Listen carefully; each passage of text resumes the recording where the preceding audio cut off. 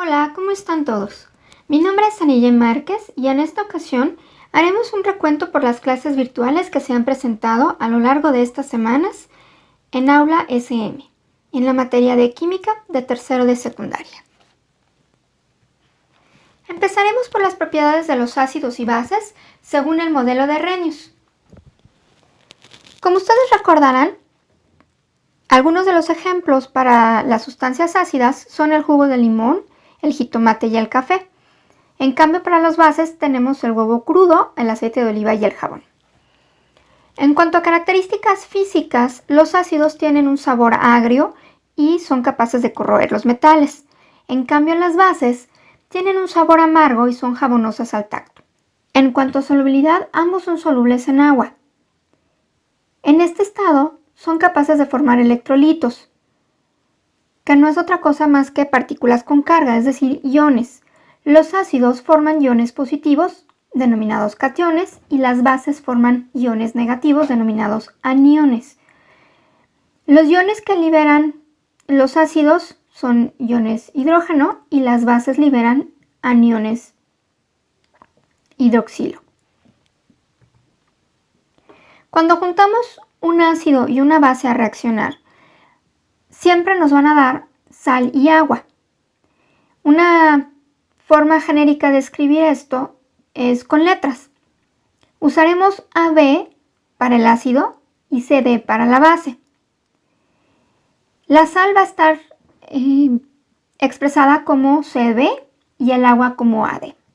Pero ¿cómo es que se relacionan estas letras? Las letras que están en rojo son la parte o representan la parte positiva de cada compuesto y las letras en azul representan la parte negativa de cada compuesto. De tal manera que A, siendo la parte positiva del ácido, ahora va a ser atraída por la parte negativa de la base para formar el agua. En cambio, la parte negativa del ácido va a atraer a la parte positiva de la base para formar la sal.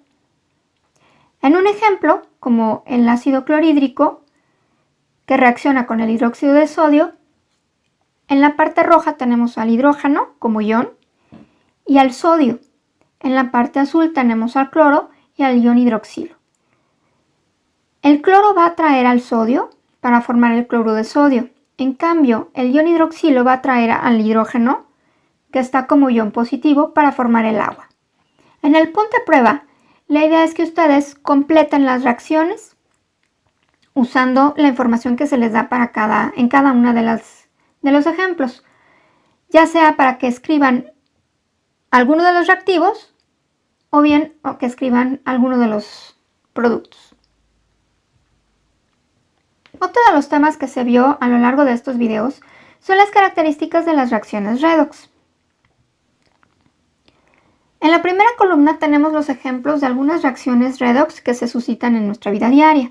Por ejemplo, la respiración o la fotosíntesis, la combustión, la fermentación o la corrosión de los metales. En realidad, ¿qué es una reacción redox? Se da por una transferencia de electrones. El elemento que pierde electrones se oxida y el elemento que gana electrones se reduce. Al elemento oxidado se le llama agente reductor. Al elemento reducido se le llama agente oxidante. Esto se puede apreciar con base en la asignación de los números de oxidación, que son los títulos en azul. Como les comentaba, las reacciones de óxido de reducción son fenómenos que ocurren al mismo tiempo por transferencia de electrones. La oxidación se da por un aumento en el número de oxidación, es decir, por pérdida de electrones, mientras que la reducción se presenta porque disminuye el número de oxidación o se hace más negativo por ganancia de electrones. Un agente oxidante es el elemento que se reduce, se convierte en el agente oxidante, mientras que el agente reductor es el elemento que se oxida. Aquí tenemos un ejemplo. Tenemos la ecuación, tenemos la reacción entre el aluminio y el azufre. Al principio, El aluminio no se ha combinado con nadie, por eso tiene número de oxidación 0. En cambio, el azufre también tiene el número de oxidación 0 porque tampoco se ha combinado con nadie. Cuando se generan los productos, o el producto en este caso, el aluminio trabaja con número de oxidación 3, mientras que el azufre trabaja con número de oxidación -2. Estos números de oxidación se van a escribir de manera cruzada, de tal manera que se van a convertir en los subíndices del compuesto final. En este caso, el aluminio pasó de 0 a +3, se hizo más positivo, por lo tanto se oxidó, perdió electrones.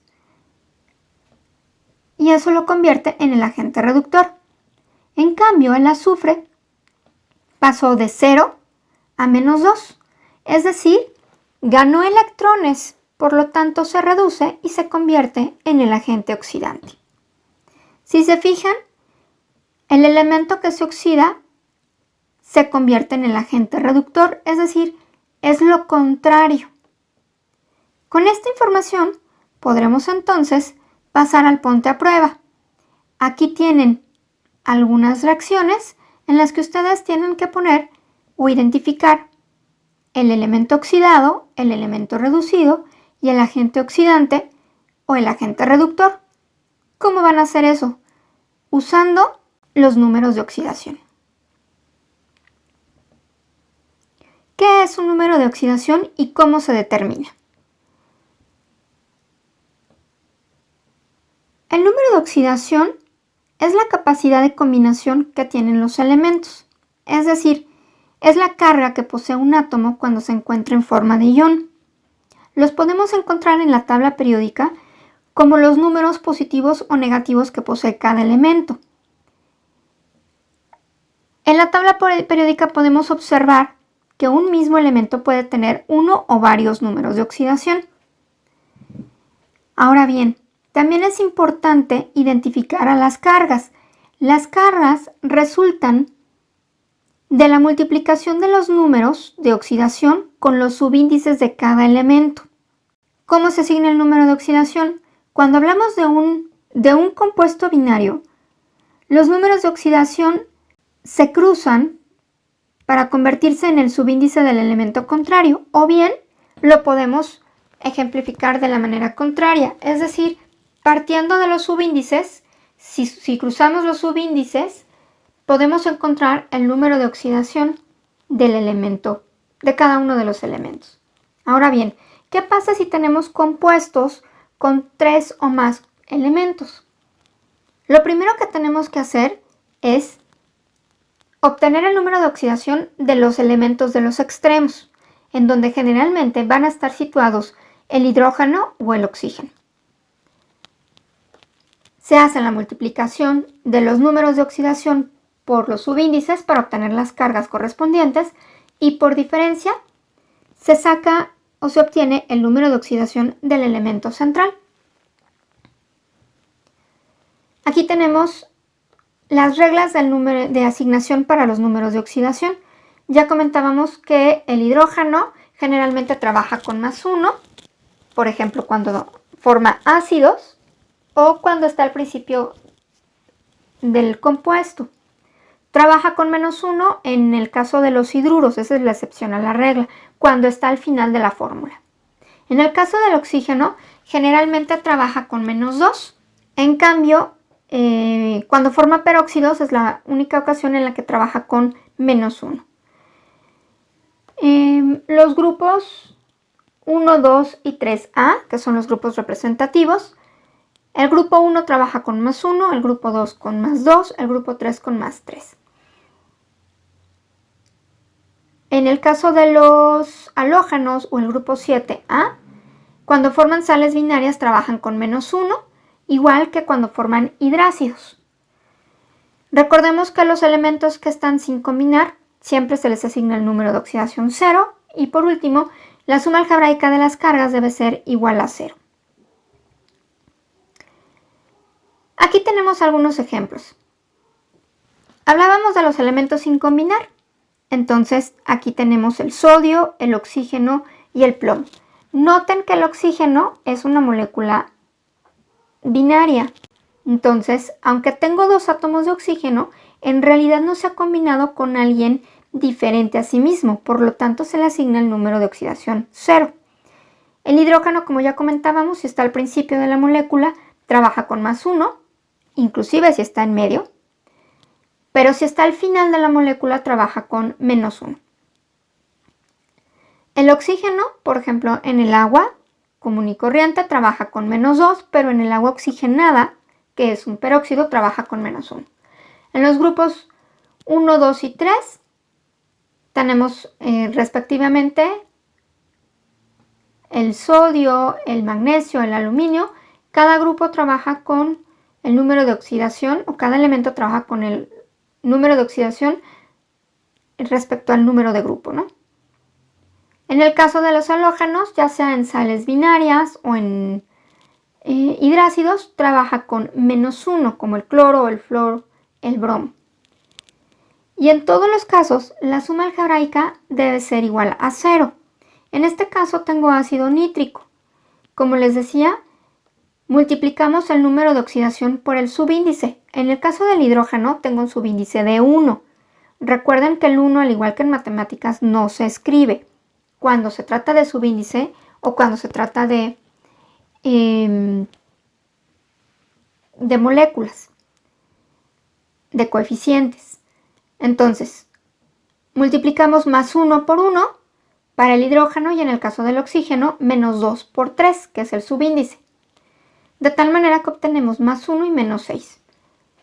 La suma, considerando los signos, debe ser igual a 0, de tal forma que yo ya tengo un 1 positivo y necesito cancelar, por así decirlo, el -6. Entonces, por diferencia, 6 menos 1 resulta en 5. Y si ustedes observan en su tabla periódica y buscan el nitrógeno puede trabajar con +5. Así se obtienen los números de oxidación de compuestos que tienen más de 3 elementos. Otro tema del cual se habló a lo largo de esta serie de videos es la contaminación atmosférica y sus implicaciones en el clima.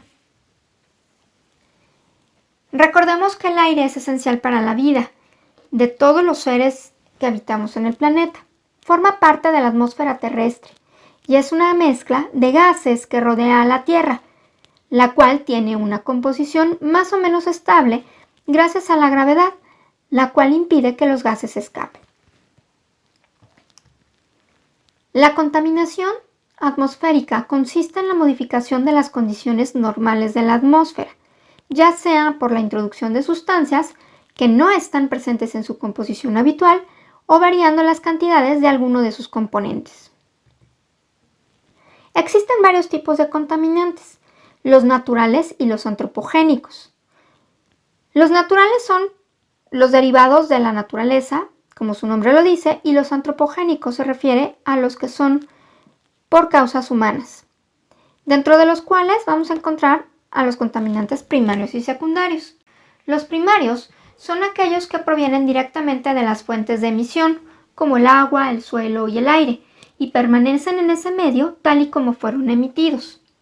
Los componentes secundarios, en cambio, se originan en el medio por la reacción entre dos o más contaminantes primarios, o por sus reacciones con componentes naturales dentro de la atmósfera.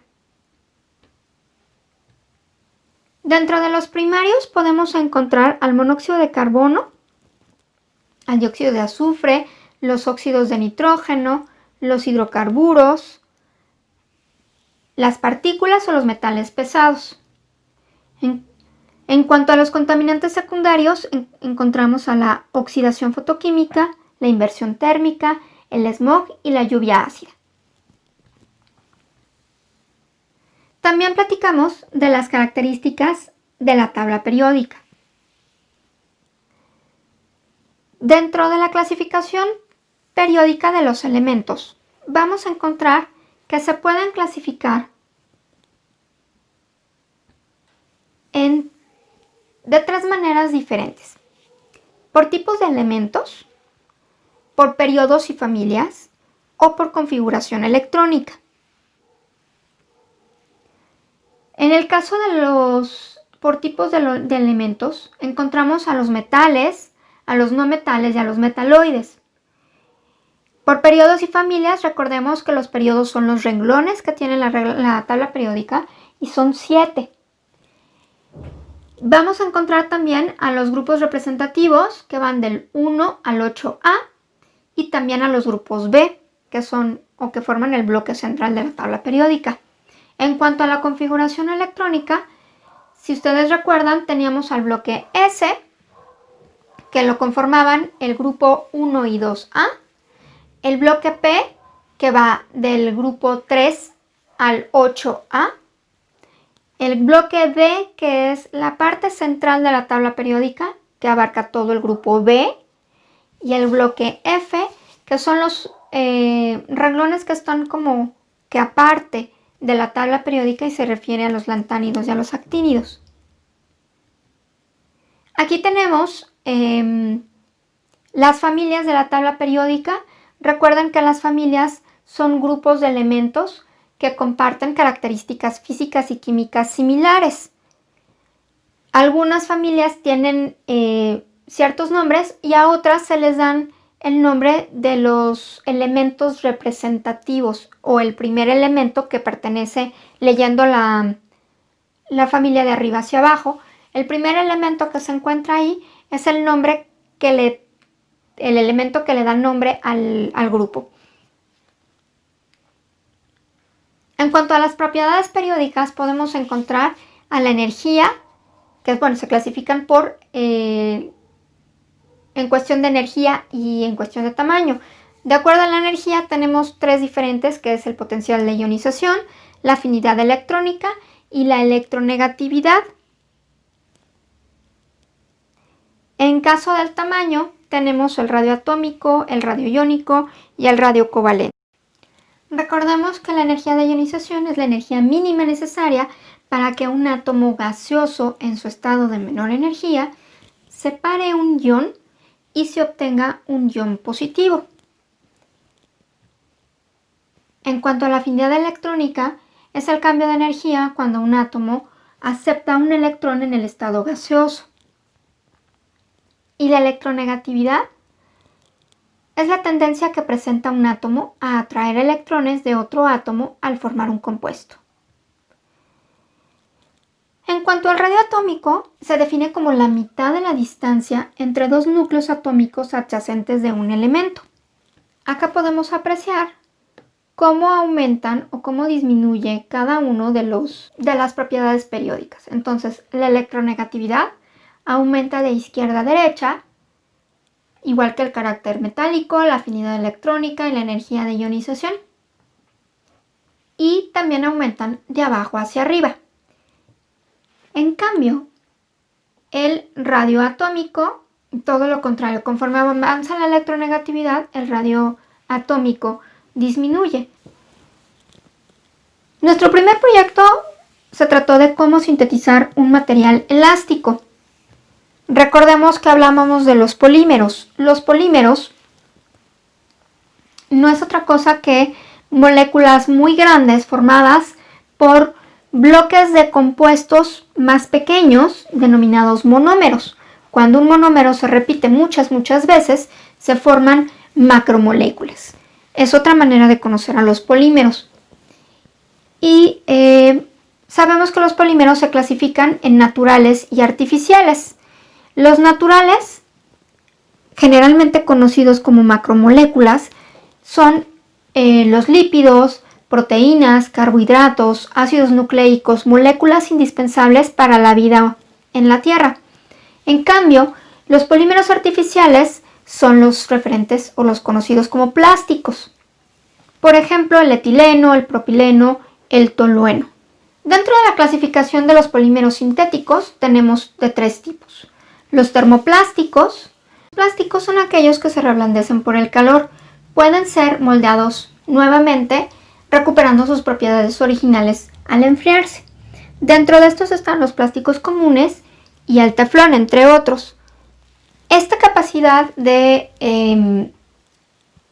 de calentarse y retomar su forma original es lo que le permite a algunos de los plásticos reciclarse. Dentro de los termoestables tenemos al poliéster, por ejemplo. Estos polímeros no pueden moldearse de nuevo por la acción del calor, presentan mayor endurecimiento y mayor resistencia a la fusión.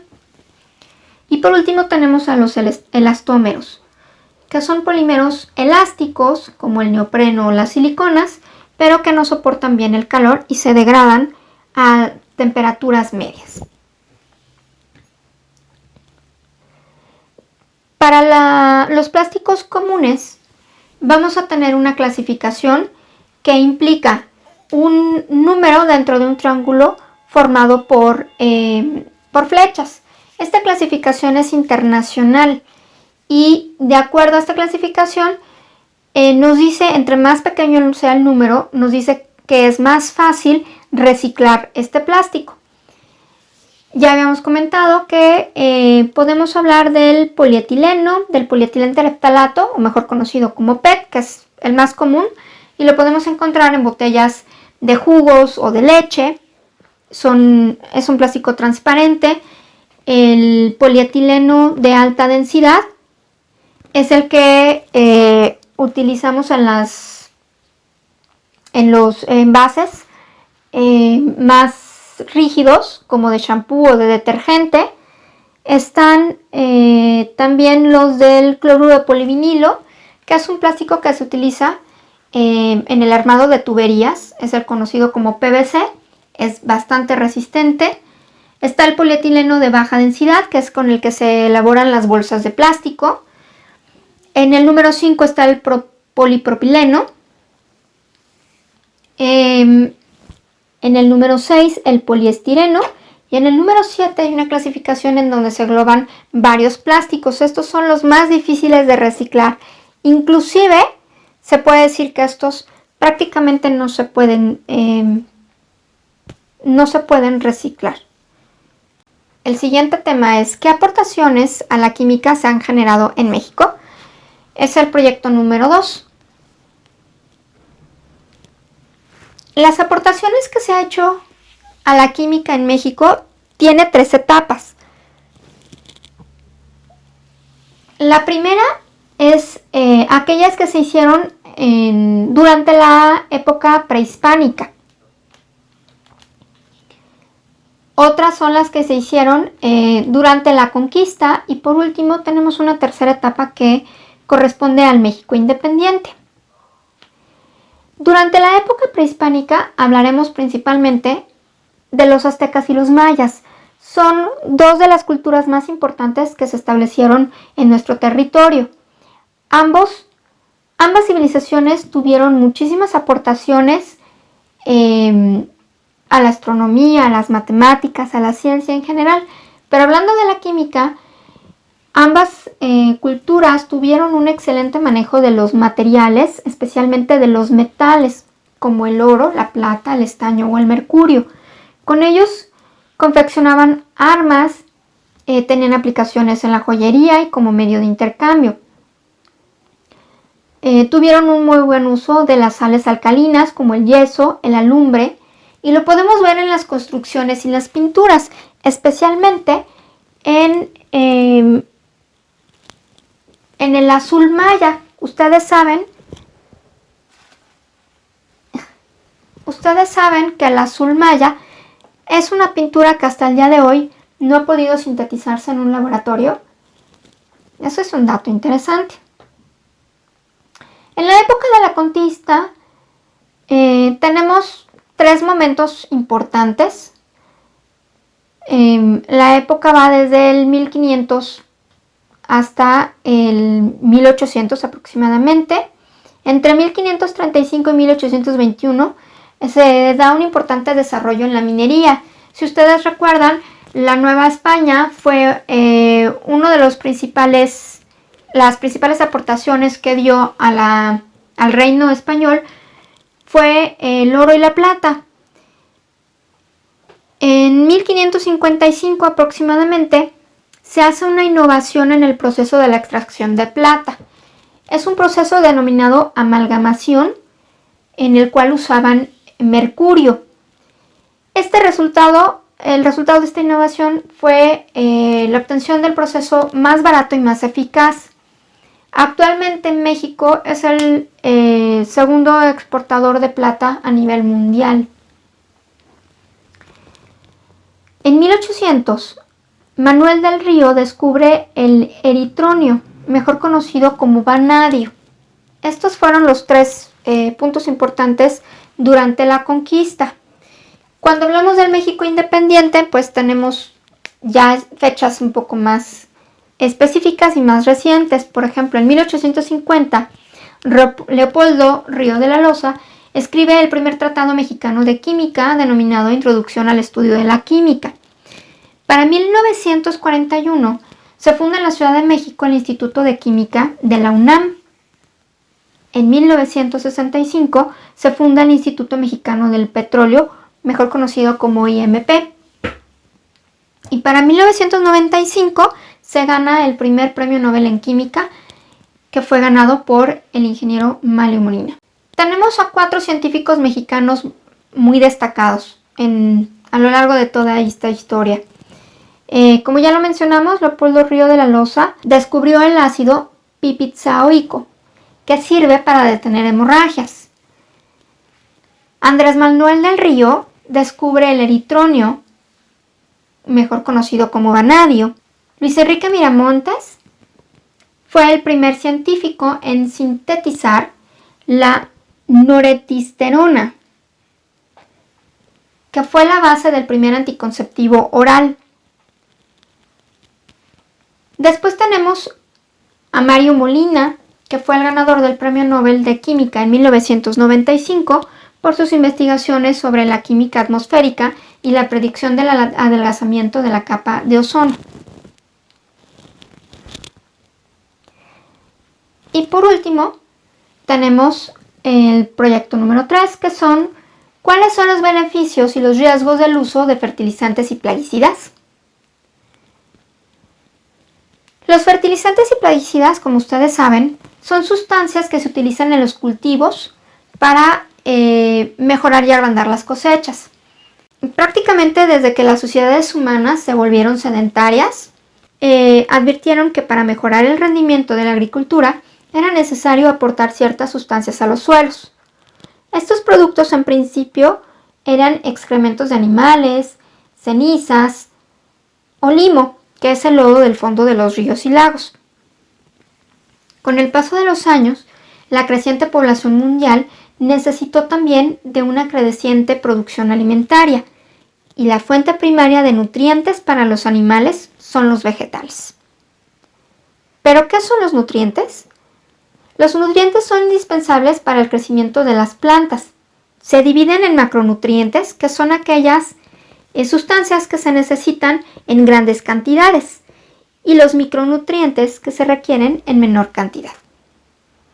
En cuanto a los fertilizantes, tenemos de dos tipos, los orgánicos y los inorgánicos. Los orgánicos, por lo general, son excrementos de animales o bien composta. Los inorgánicos suelen ser sustancias químicas sintetizadas en laboratorios. Los fertilizantes orgánicos contaminan menos que los inorgánicos. Son sustentables porque provienen de materiales naturales y aumentan la flora bacteriana del suelo. La desventaja es que se requieren en gran cantidad para satisfacer las demandas de las plantas. En cuanto a los plaguicidas, se trata de sustancias químicas utilizadas para prevenir, controlar o destruir las plantas e insectos que afectan a los cultivos. Constituyen un método económico para controlar el crecimiento de insectos, plantas o animales no deseados. Sin embargo, de acuerdo a su uso, pueden contaminar mantos acuíferos y causar serios envenenamientos. También pueden quedar residuos en los productos cultivados y provocar síntomas de intoxicación y enfermedades graves. Los jardines orgánicos emplean métodos que convierten a la plaga mediante el uso de productos elaborados de manera casera con productos naturales. Una ventaja es que estos no dañan el medio ambiente. por su origen. Y con esto termina nuestro recorrido por las clases virtuales dentro de Aula SM. Esperamos hayan sido de su agrado y nos vemos en una próxima ocasión. Hasta pronto.